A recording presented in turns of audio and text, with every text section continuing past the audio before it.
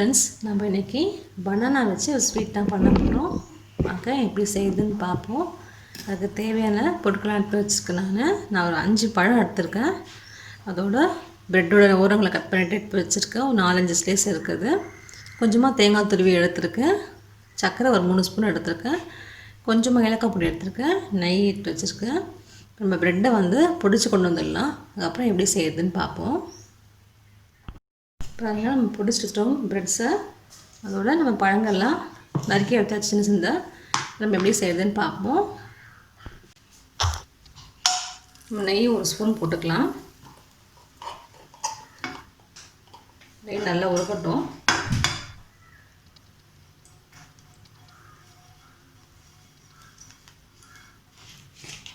நறுக்கி வச்சுக்க வாழைப்பழத்தில் ஆட் பண்ணிப்போம்.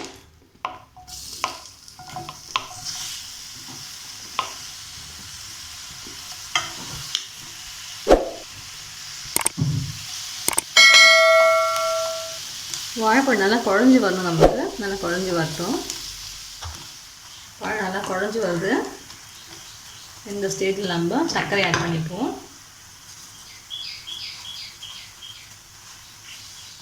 3 ஸ்பூன் சர்க்கரை எடுத்துருக்கேன். ஏன்னா ஏற்கனவே நம்ம பழம் ஸ்வீட்டாக இருக்கும். அதனால இந்த சர்க்கரை நமக்கு போதும்.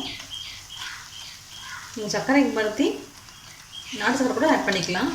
நல்லா இருக்கும். அதுவும் ஒரு டேஸ்ட்டாக இருக்கும். நம்ம ஏலக்காய் பொடிகள் இதில் ஆட் பண்ணிக்கலாம். நல்லா வாசமாக இருக்கும்.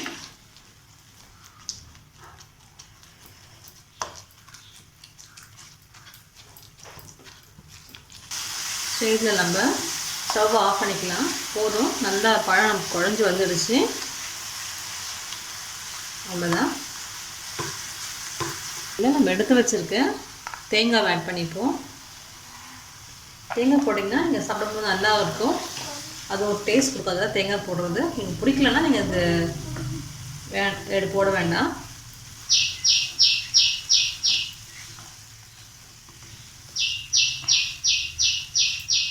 நம்ம இதிலேயே இந்த பிரெட் க்ரம்ஸையும் ஆட் பண்ணிப்போம்.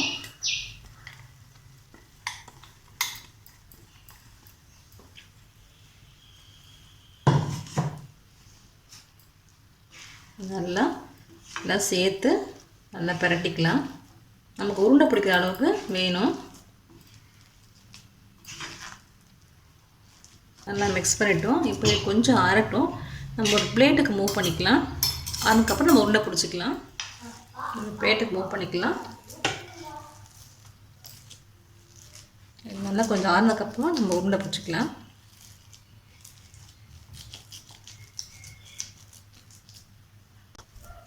நல்லா ஆறிச்சு. கையில் நீங்கள் ஆயிலோ இல்லை நெய் தடவிக்குங்க. தடவிட்டு சின்ன சின்ன பால்ஸாக உருட்டி வச்சுக்கலாம். நம்ம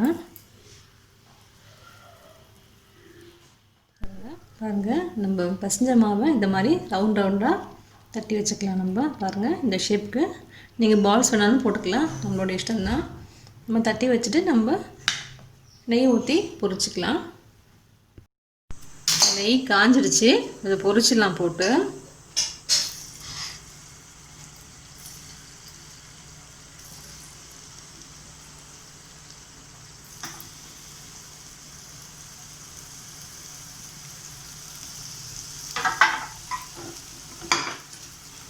கொஞ்சமாக ஊற்றினா போதும். நம்ம ரொம்ப நெய் ஊற்றணும்னு அவசியம் இல்லை.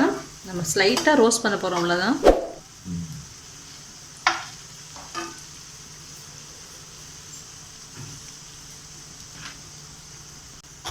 திருப்பி போட்டுக்கலாம் லேசாக.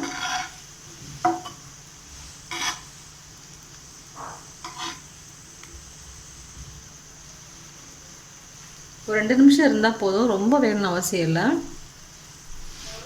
பாருங்கள், நம்மளுடைய பனானா ஸ்வீட் ரெடி ஆகிடுச்சு. நல்லா செவந்து வந்துடுச்சு. நம்ம இந்த ஸ்டேஜில் எடுத்துருவோம். எடுத்துகிட்டு நம்ம சர்வ் பண்ணிக்கலாம். பாருங்கள், நம்மளுடைய ஸ்வீட் ரெடி ஆகிடுச்சு. இது ரொம்ப ஈஸி தான். ஈவினிங் ஸ்நாக்ஸ் குழந்தைங்க செஞ்சு தரலாம். நம்ம நீங்களும் செஞ்சு பாருங்கள். உங்கள் கமெண்ட்ஸ் சொல்லுங்கள். தேங்க்யூ.